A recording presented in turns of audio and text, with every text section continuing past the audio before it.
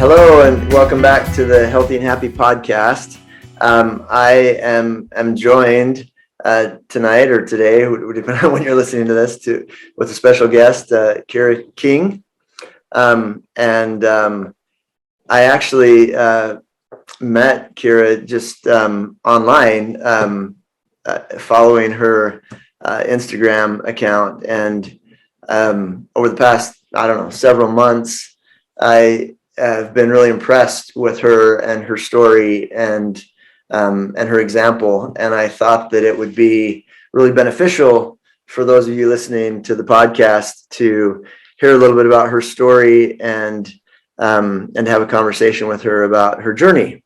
And so, Kyra, welcome and thank you for joining us. Can you give us a kind of a brief introduction of yourself and I guess some of what we just went through? I'm Kyra. I am a mom of two boys. They're 4 and 8. I live in Scottsdale, Arizona. I've been here for the past 3.5 years. I was born in Hawaii. I grew up in Japan for the first couple years of my life, and then settled in New Mexico, where I grew up in Albuquerque, at my family's dance studio. My great-grandmother started 80 years ago, and had a really nice childhood. Grew up, in my family's dance studio, dancing and just going to school, like the regular, great kind of sheltered childhood, and was really successful and competed in one of the biggest dance competitions called the YIGP. It's a prestigious ballet competition. And that took me to New York City at 18, where I had a scholarship with Alvin Ailey to train with them. And so I did that for a little while, and I followed my dreams in dancing and performing arts and modeling. I was with New York Models, and went to university for a year and went back to New York and did it all over again. So the city's hard, at that age. Like, you think you're ready, but you're not really ready. Yeah.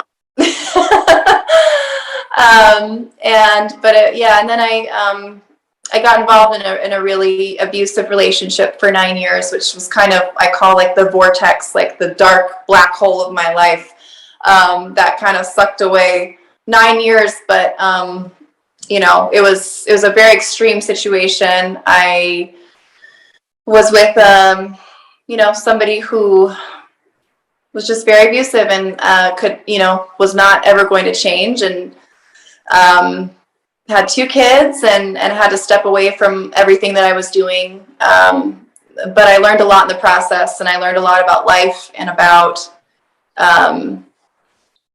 even the system, the justice system, just so much about myself, and emerged a different person out of all of it. And one day when my oldest was 5 and my youngest was 9 months, I woke up after a really extreme event, and I said no more. And I knew I was always destined for greatness, and at that point I understood I wasn't going to achieve that with this person, and I even might lose my life or my sanity. My children's futures were compromised, obviously, being part of that dysfunction and toxicity.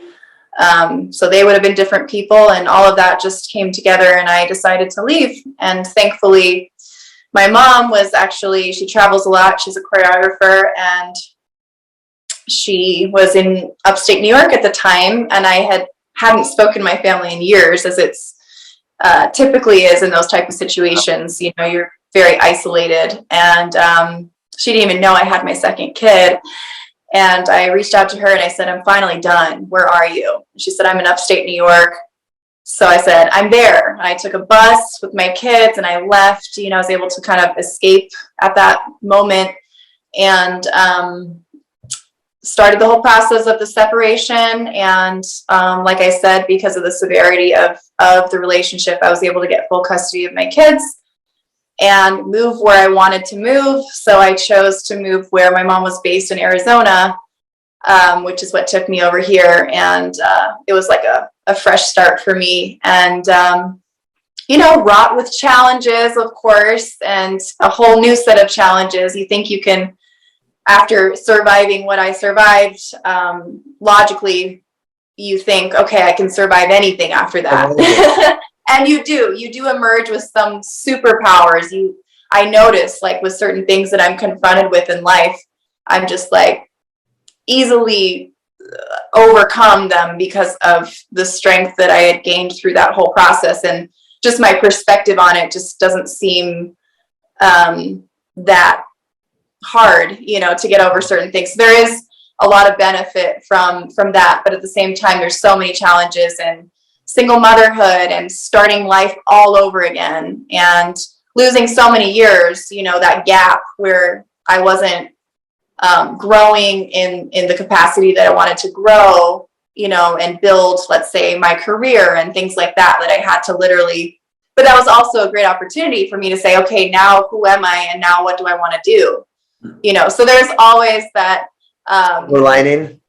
Yeah, there's always that positive aspect. And I just was so thankful, that I was alive and that my kids were able to get, a healthy upbringing. And, I really just, didn't bury, the past, but I just focused more on the positive. And I did do my healing, and confronting a lot of things and noticing triggers and all of that stuff. But ultimately kind of just kept moving forward and said, I just want to focus on progression and empowerment and empowering myself and others and taking every single opportunity.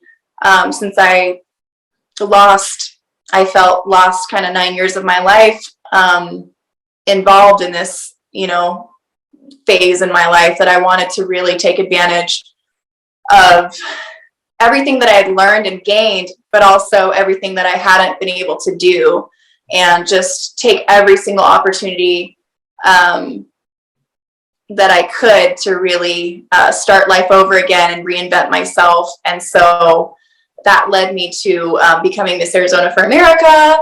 I didn't know I could do a pageant, but they said that there was a new category for single moms that had been through divorce and whatever. It doesn't mean you have to. I was competing against some younger women that were fresh out of college, but it included women that had been through my circumstances, and so that was a different experience, but it allowed me to do a lot of community work, which I always wanted to do, and be a voice for women who had gone through similar things that I had, and also be a voice for equity and education, which is also my platform. So I got to do a lot of good things in the community, even through COVID. I did some things through Zoom, and even helped pass a bill, and which actually was a blessing, during COVID, to have something to look forward to also, and be able to make a difference, so I was able to do that, which kind of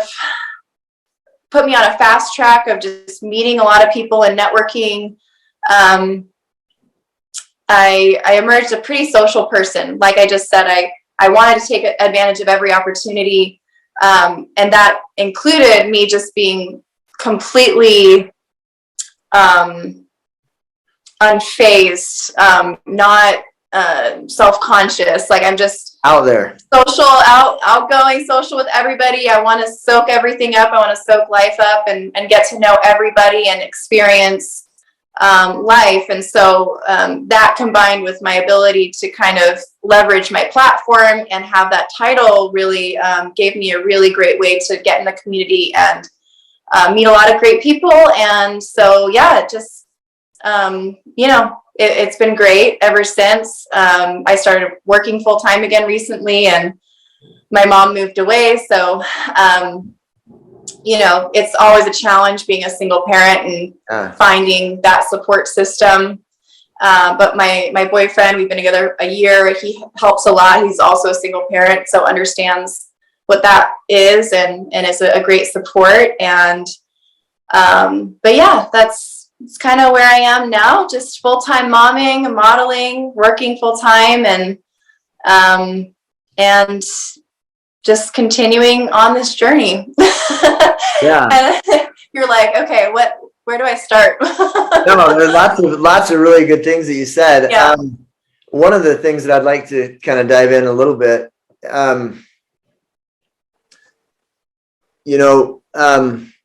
people that haven't been in an abusive relationship, I think it really is one of those things that is really hard to understand if you haven't lived that. And so two questions there. What are some of the challenges of that and the effect on that? And then also, what sort of broke the camel's back and after 9 years gave you the oomph to get out? Because one of the biggest challenges is that you get so broken down psychologically and emotionally when you're in an abusive relationship that you really do feel trapped, and it's really difficult to believe that you have any options and that you can you can get on a bus and leave. It feels almost impossible to do when you're in the middle of that. That wasn't a very clear question, but does that make sense? I will speak on that. I mean, that is absolutely right. Once you're out of the fog, you don't fully even understand why you did what you did and maybe stayed in it so long, or were with this person in the first place. Nothing makes sense. But when you're in it, it's so crazy. And I say this a lot because people think that only like broken people end up in relationships like that. And I like to be a voice to say, look, I mean, yeah, we're all like broken in a sense. Like none of us are perfect and we all have things that we have to work through. But really, like I didn't go through any major trauma in my childhood. So, I had a pretty healthy upbringing, and, my parents weren't perfect, but they provided a great childhood, and I grew up in a pretty healthy home and loving and everything. And so, I mean, my sisters are great. We're all talented, independent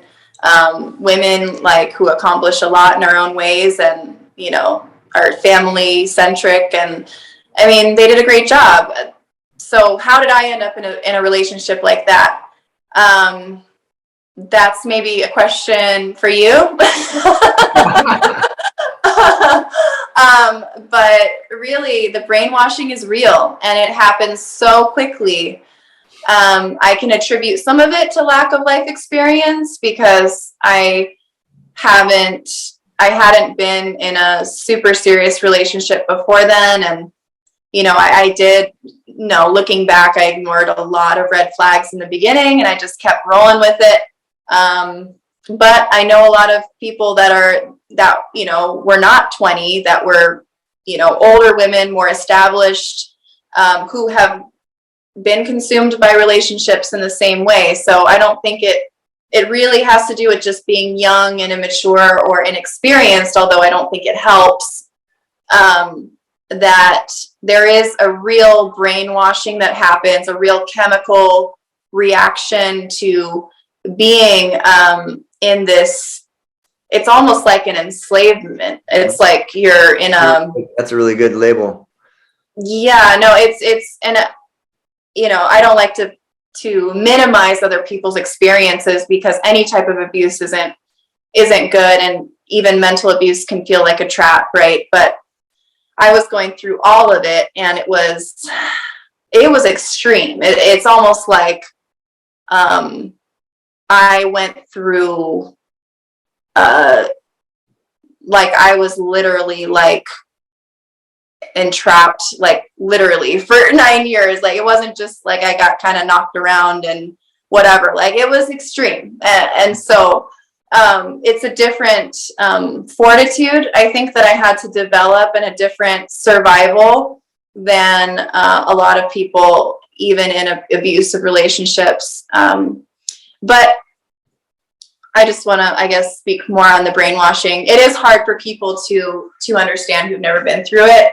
But just to kind of understand that it is a true brainwashing, and as people would never have called me a people pleaser or insecure or anything like that. I'm strong, independent, still got into a relationship like that. So, you know, I think that there's an ability of these type of people to kind of prey on any little insecurity that you do have and be able to use it against you. And for me, he made me believe that I was always to blame. And so I kept blaming myself. So it wasn't the typical, like, oh, like, you know, the woman gets battered and then he comes back and apologizes. Like that never happened. He actually would do that, but then say it was my fault, you know, and that, you know, everything that had gone wrong in his life was my fault. And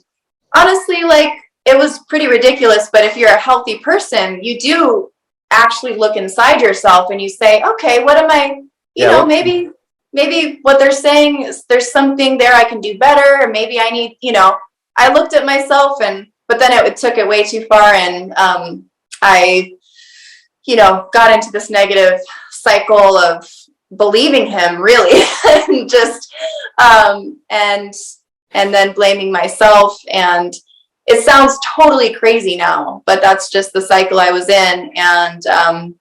And then you do feel like you have like very little options available to you. And it is scary thinking about, you know, leaving, especially with kids and starting over. And then you keep telling yourself, you know, all these things that don't matter, you know, but at the time they matter. Like, I need to keep the family together, or, you know, maybe if we just get over this, then things will be better, you know. And it's like, no, it will never be better. There's some people that, you know, if they haven't done the healing for themselves by the time they're into adulthood, they keep blaming other people and they won't even address that they have a problem. They're never going to change, you know, and that's not for you to have to deal with that and live a miserable life because this person is miserable, right. You know, so yeah.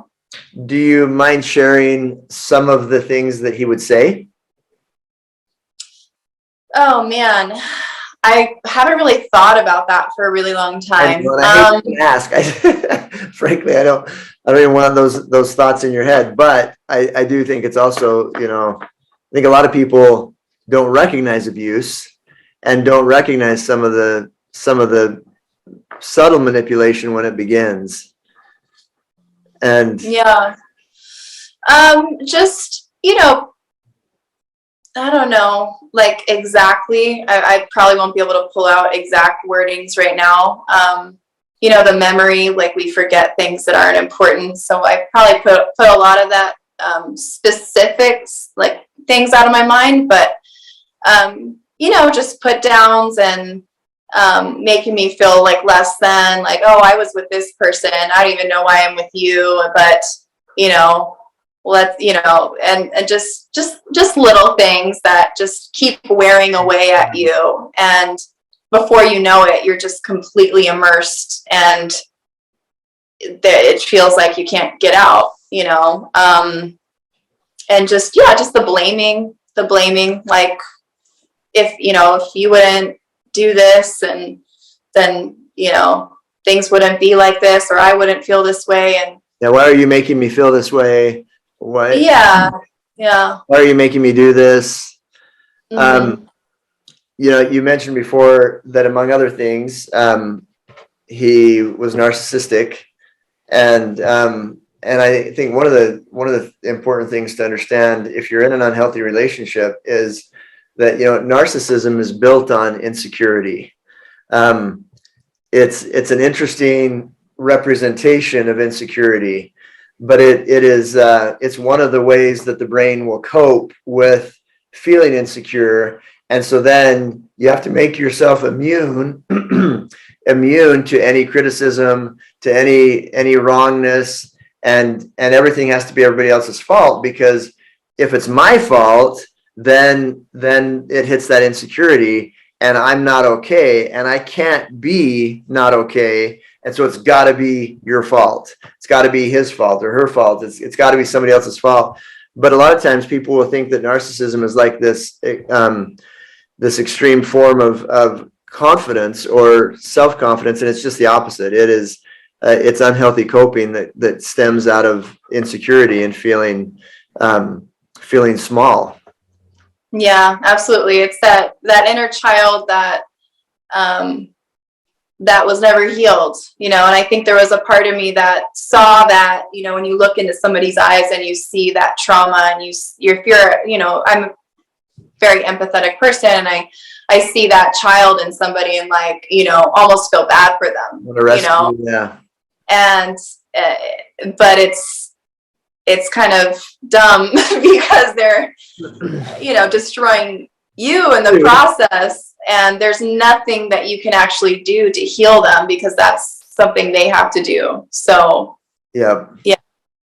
And if you find yourself in an abusive relationship or an unhealthy relationship, I know that you're not alone, and that you're not you're not stupid, you're not you're not a schmuck for getting into an unhealthy relationship, because it's you look at somebody like Kyra, who's beautiful and smart and talented and had a good upbringing, and almost anybody can find themselves in an unhealthy situation, and frequently it's an outcropping of one of the great characteristics of the human brain, which is that the brain is an organ and literally can be rewired, and that can work, and most of the time we want that working in our favor, but that can work both ways.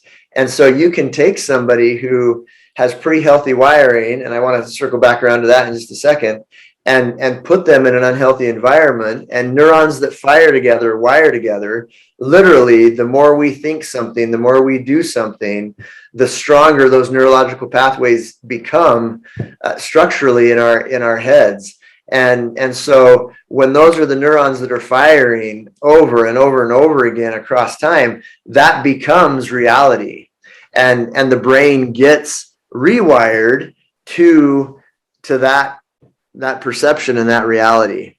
And then I think that you're such a good example of getting out of that, and then not only getting out of that, but really leveraging that opportunity to create a new path. You could have easily gotten out of one bad relationship and gotten into another one, and you didn't. I mean, we haven't talked about your current relationship, but it sounds like it's a good relationship. And it's, anyway, I just think you're a really great example of that. And for those that might be struggling or contemplating getting out of an unhealthy situation, how did you do it? And what advice might you give?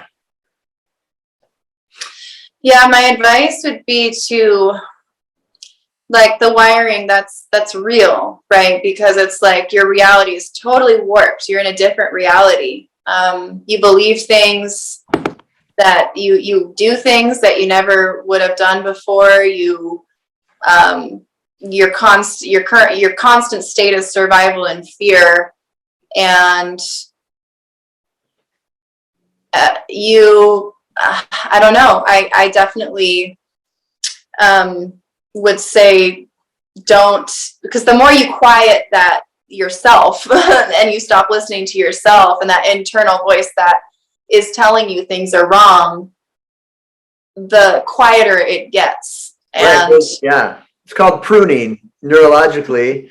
When we don't use neurological pathways, they literally prune and die off. Our brains are all about efficiency, and so if we're not using something, we literally lose it. It's really cool. You can see this on brain scans. You watch the firing of neurons and the establishment of new neurological pathways, and the pruning or dying off of old pathways that are not being used.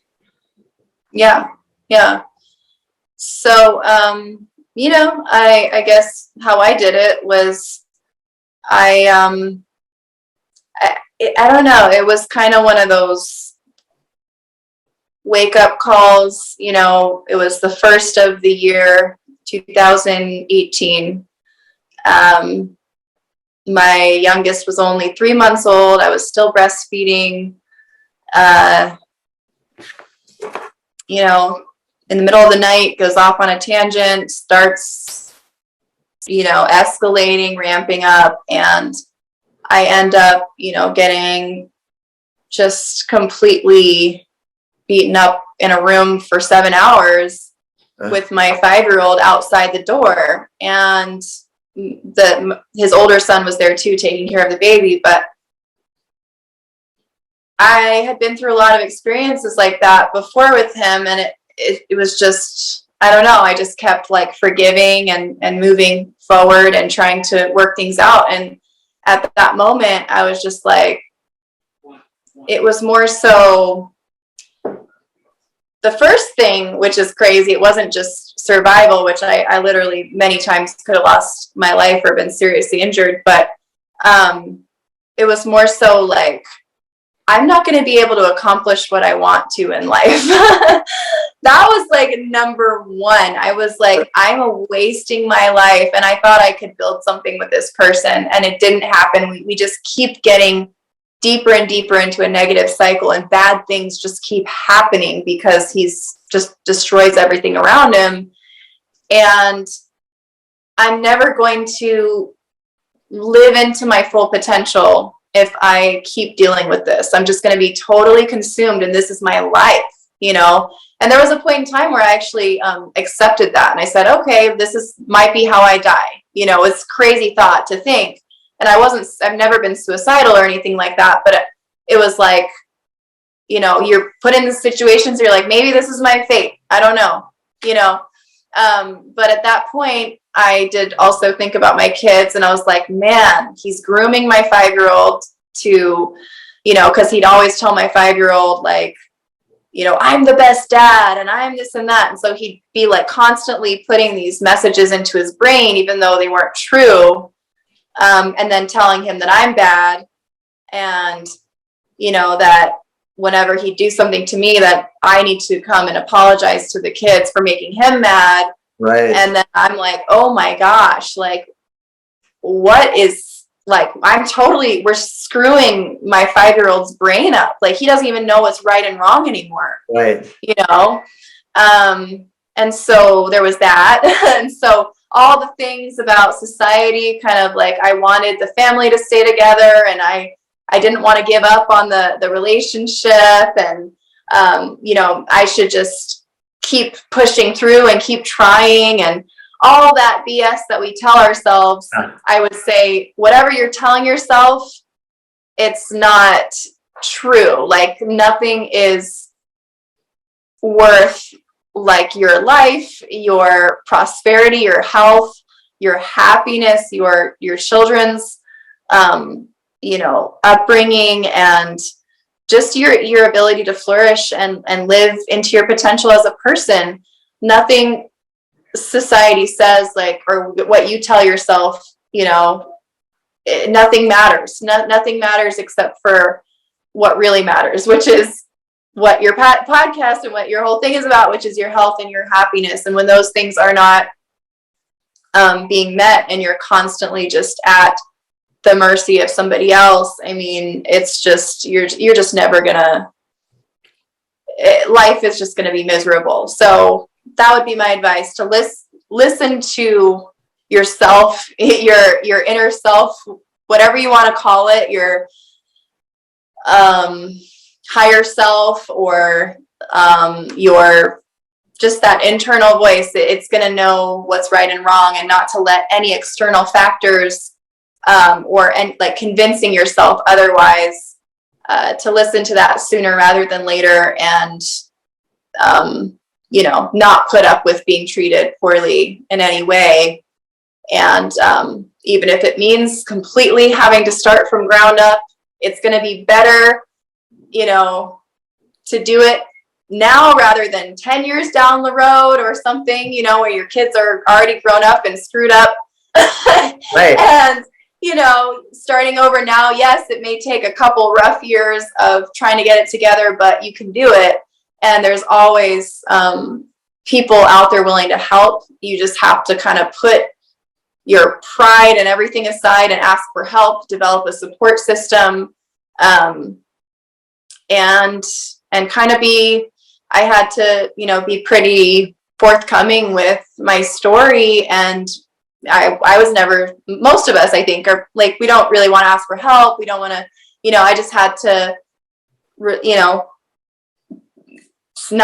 I couldn't save face. My family was right. They didn't like him. I was like, okay, you're right. I need help getting out of this. And they did. They helped and supported me through that transition. And yeah, so you just have to take that leap and do whatever it takes to get out and actually live the life that you want to live. Super well said. Yeah. Yeah, that's really good. And the thing that I would add to that is that there is always hope. And one of the biggest obstacles for most people in these moments is feeling like there's no way, and there is a way. And there are people who will help, and miracles happen. I mean, even just like your mom being in upstate New York right when you were ready, I mean, that's a bit of a miracle. And it's doors open when we're ready to move. And sometimes they don't open until we do move, and then they open. And but one of the biggest lies is that there isn't a way. And I would just there's always a way. There's always a way for anything in life, I believe. There's always a way. Well, and that's one of the things I wanted to circle back around to. One of the most interesting things to me, findings from the research, and also that I see all the time as I'm working with people, is how we almost always get what we expect. Now, we've been talking about a big exception to that, but our core beliefs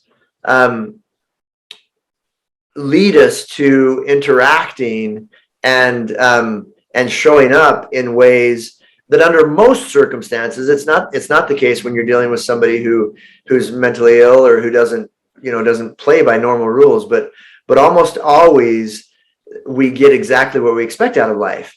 And you had a core belief that you were destined for greatness.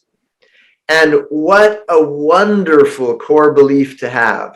And what a wonderful thing to hold on to. And that, whatever happened in your life as you were growing up, for that belief to appropriately and accurately get wired into your head, and then for you to be able to hold on to that, is such a great thing. Because as long as you held on to that, the incongruity between what you were living and what you knew to be true was not okay. That incongruence was not okay for your brain. And at some point, your psyche was like, no, this isn't who I am. And this isn't the greatness that I was destined for. And so I just think that that's really cool. Yeah. And if you have anything you want to say about that, we can. No, I think that provides some good insight, that maybe that thread of hope, is like that thing it got quieted for a while and suppressed. But it was also my holding out hope that I could do something with somebody else and partner up with this person. And when I realized that couldn't happen, and there was no hope for that ever to happen, and that person wasn't going to change, or, I think he thought he could do certain things, but he was completely dysfunctional and really couldn't, and lied to even himself. That I did think about that and want a better life for myself, so yeah. And through that too, I think it was my ability to, you know, maybe not having the past trauma helped me to move forward so quickly and really just live the life that I wanted to live and build toward that, instead of having a lot of weeds to work through and a lot of trauma to work through, and patterns, like you said, getting back into a similar relationship with a similar prototype of a person. I didn't do that because I was like, I know what I want out of life. I'm actually like pretty, like, I'm serious when I say you have superpowers after, like, if you're able to come out of it and actually do like great things and positive things afterwards, you have like these superpowers, literally. Yeah. Like, you know, and then I also like X-ray vision, right? Like I can see all of everybody's, you know, personalities and all the flags and you know, it's just like coding, you know, I can see everything so clearly now. So it's really interesting. I love who I am now, and you know, it's kind of horrible to say, like, you know, all of that made me who I am, almost like you have to go through crazy stuff to become this person. I don't advocate for that, but for me, I'm a completely different person than I was, really blind to a lot of life before that, and I was able to come out really, like, I've experienced some stuff, you know, and I can see through so much, you know, with people, with their, you know, just everything about life, about people, and I can just see through it and navigate life in a different way now. So yeah, and that is a really good point, and a great there's a truth in there that you don't have to go through what you went through to become Superwoman, but what you do, life is hard, and it's going to be hard in different ways for everybody. And as long as you keep going, and as long as you keep getting back up and keep progressing and keep hoping and keep working, then our experiences really do work for our good. And I heard the other day, and you may have heard this, I had never heard it. Let's see if I can remember what somebody said. It was an adolescent girl, and she said, my mom always says that if the ending isn't good, you're not at the end yet. And or something like that. And I thought, that's really good, because if you keep working, you can be healthy, and when you're healthy, you can be happy. And sometimes that's a long road to get there, but it does work. So last 3.5 years, lots of challenges, and like, you know, over 50% of first marriages end in divorce, and over 60% of second marriages end in divorce, and then in the third marriage it drops way off, and typically that is the case because we almost always find ourselves in, kind of like we've been talking, in similar dynamics the second time. You took a hard right, and are not creating the same patterns. How have you coped during these past 3.5 years with all the stressors? You've got a lot on your plate, and you have had. Single parenting is not easy, especially with a 5, 6, 7, now 8-year-old, and 0, 1, 2, 3, 4. What have you done to be able to have resources to be able to balance that? Because a lot of people do find themselves in that situation. Yeah, that's been the hardest part, really, is the single parenting, and especially after wanting to rebuild and spend some time on myself, and really all the time that I didn't really get to focus on myself. I wanted to not only create a better life for my kids, but also explore myself again and have that time to really push forward and achieve individually. Like, that's been hard to balance, and feeling like I'm giving my kids enough attention, and always every single little thing that I do, I have to find childcare, which that's a huge challenge, and I wish we had better Options. options, resources in general for single parents, because that's really, really hard. Childcare is expensive. And so when you're starting over, it's like, okay, so I get a job just to pay for childcare, or Right. like, what do I do? And I know a lot of people that went through the same thing.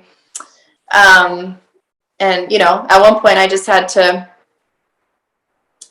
bite the bullet, put him in preschool, and say, I'm just going to figure out a way to pay for this because I need time to myself, just to not be at home with kids. I need to start to get my life together. And so, yeah, that's the resources. So I would say it's not easy, like me being in a neighborhood with mostly like married people, and they have their own families and their own lives. It wasn't the easiest to build community in that way as a single parent and get help with the kids. We don't live in a society where, unless you grow up and stay in like the same neighborhood for like generations, you don't have that community. And, all my family's kind of all over the place. And, I'm not going to live in a place just, necessarily that I don't want to be just because there's more family there or something like that. I'm more like independent, want to live where I feel like there's more opportunity and where I'm happy. So there's that trade-off, right? And you have to figure out a way to navigate that. So just building as much community as you can, and having a support is essential. While the kids are young, obviously, maybe you have to make those sacrifices and be around more support when they're younger, until you get to a point where they can be in school and you have more time to do what you need to do. So everyone has their different journey through that. I know people who have gone through it and have young kids, and without somebody around to help, it's really difficult. So my parents were a big support, but my mom's always really busy traveling through the last couple of years, and so I still had to figure out childcare and all of that. And so, yeah, I mean, I was able to do it, and really for things that were important, I just said, I'm gonna do it. Like, I'm just gonna make it happen. Anything, I didn't let anything stop me. I said, I'm just gonna make it happen. I'm gonna find childcare. I'm gonna pay us, do whatever I need to do, because it's an investment into my future. It's an investment into what I will be doing. And I know it will all make sense, like in a year or two, and it won't matter, like even if I have to spend a little bit more now in childcare, and, you just make it work until it makes sense. But yeah, that's definitely not easy. Just, I'm very grateful to my boyfriend right now, who has been a great support over the last year in helping with, our kids go to the same school. So, some pickups and, even those things help tremendously. Right now, he's watching the kids so I can do this podcast. Because my kids really aren't the ones, at least my youngest, I can't really, take him places and concentrate on anything. He's just not to that point yet. Hopefully soon, but you make it work. And even if you have to, even if I had to take the kids along to something, and, you just make it happen. And, but yeah, just trying hard. People aren't gonna just magically help you. You have to work hard to build relationships and build, like, people have to know you need help. And sometimes it sucks because you're like, that single mom in the neighborhood, like, hey, can you watch my kids for a few hours? Or, like, and then you don't want to like bother people because they have their own families. It's a whole thing, but and one of the yeah. things that I think is important to remember or keep in mind there too, that we don't often think about, obviously the person being helped benefits, right? And we recognize that, whether that's, an attachment moment when somebody's upset and there's somebody there to catch them, or, somebody's helping out a single mom or whatever. But we forget the benefit on the person providing the help too. It feels good to help. And even if we don't know that we're willing or know that we're interested in helping, it really is a benefit when we do help somebody out. And when you are willing to turn to somebody for help, it sends a message of that person mattering to you, of you thinking enough of them to turn to them in a moment of need. That sends a message to the brain that I matter to her, and she's comfortable enough with me. She feels safe enough with me to ask me, and that is really good for somebody. We're all looking to feel like we matter, and we're all looking to feel safe. And so when we help each other, and when we're willing to give somebody an opportunity to help us, it also benefits them. And I think we forget about that. It does. And I know everyone has their own busy lives, and unfortunately sometimes it takes somebody actually going through adversity to feel for somebody else and know that they actually do need the help. Because sometimes people have helped me here and there, but not a whole lot. Only we don't have that sense of community, especially being new to the neighborhood and everything. And so that's difficult. And when I'm in a position I'm married and maybe there's a single mom on the block that needs help every now and again, I would probably know what that feels like and want to lend a hand. Yeah. But it takes I know what that feels like. Right. A lot of people that they don't know. So. Yeah, you've got empathy for that situation. Yeah. Not just sympathy, right? So there's a constant balance in our lives between stressors and resources. And in order to meet the demands of the stressors, we have to have sufficient resources. And, in any teeter-totter, as stressors mount, in order to stay balanced, we actually need more resources. But when you're a single mom and when you're trying to rebuild your life, it's really difficult to have enough resources to balance out that teeter-totter.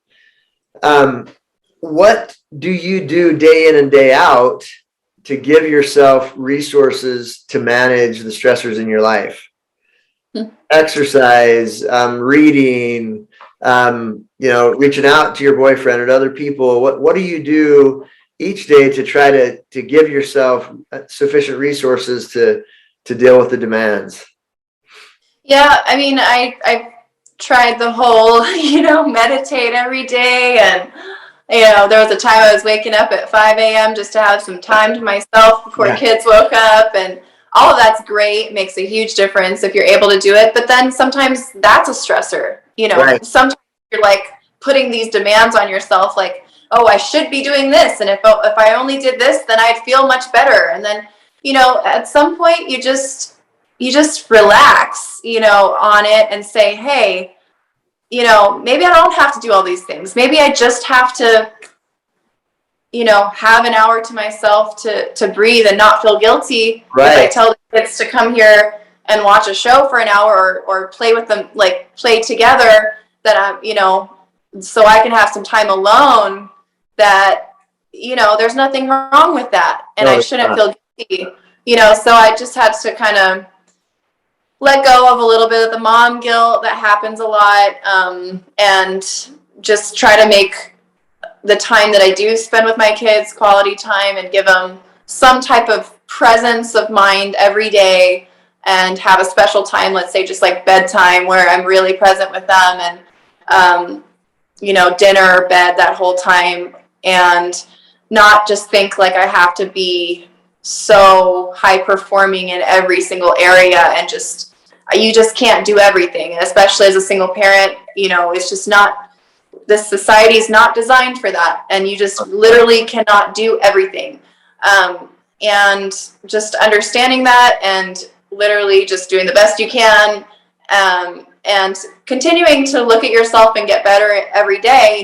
I look at my parenting every day and I say, what can I do better? And for me, that means, for my boys, they need a lot more discipline and consistency and that type of thing that, as a single parent, it's hard to stay consistent because you're pulled in so many directions. And, especially that feminine energy, you want a break. You don't want to have to be that disciplinarian all the time. And you have to play all of those roles. So that's really draining on your energy. It is. And especially then, you're also, let's say, working full time at a higher pressure job. And then you have to, have that energy. And then you have to come home and have that energy. And you're like, okay, when do I ever just get to, just be like, yeah. And so just taking that time to, I've been really busy pretty much every day of the week, but I try to, on weekends, spend a little bit of time with the kids, spend a little bit of time with myself. Just continue. Every day is different. Listen to myself and what I need that day, and just continue to just keep that, they say there's no such thing as balance, but, you just gauge yourself and try to take care of yourself the best way you can. Oftentimes that just means drink more water and drink less coffee, because that right. makes the anxiety worse. Yeah, right. And so it could be physiological like that, or biological, playing into the mental stressors. I was a wellness coach for a little while, and somebody said, somebody who was an advocate of like the hot cold therapy said, because you can get deep into that and say, okay, I need to take care of myself. I need to eat right. And I need to do this. But there's a time where it becomes too much. And they said, I would never ask, let's say, a full-time mom who's working full-time to be on this like hot cold therapy every day, because maybe that's not what she needs. Maybe she needs something different. And even though that's great for your body, it may not be emotionally or mentally what right. she needs, another stressor to the body, know. And so, so I don't know if that answers your question, but just continue to listen to yourself and try to, give your body and your mind what it needs in any way, whatever that means. For me, I don't exercise that much, but I'm pretty active, and I love that I get to teach bar once a week, and it gets my butt to the gym once a week, and I get an hour to kind of dance around a dance studio, and I sometimes go on the floor and lift weights, but only if I feel like it. And so I have these routines where it kind of keeps me accountable and keeps me active and healthy. And even last weekend I got a massage. It was really nice, so I like to do things for myself every now and again.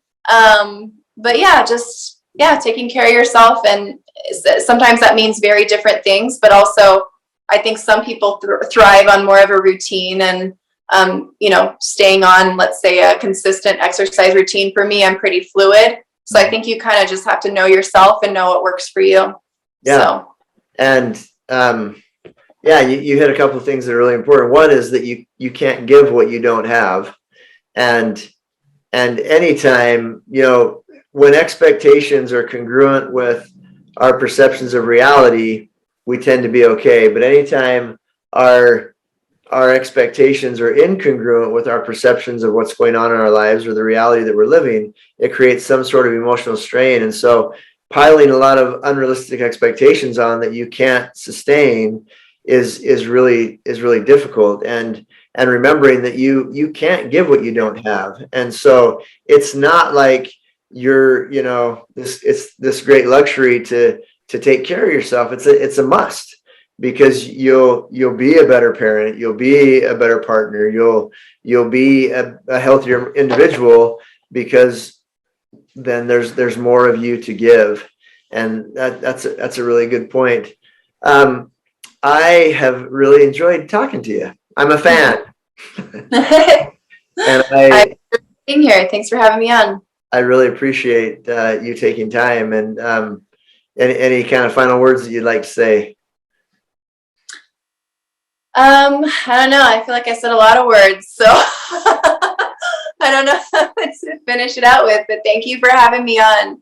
It's been a while since I spoke a lot of my story throughout my reign as but it's been a while since I spoke on it, and kind of it's a continuing just self-discovery and journey through life. So it's really nice being on. Thank you for having me. Thank you. I appreciate it.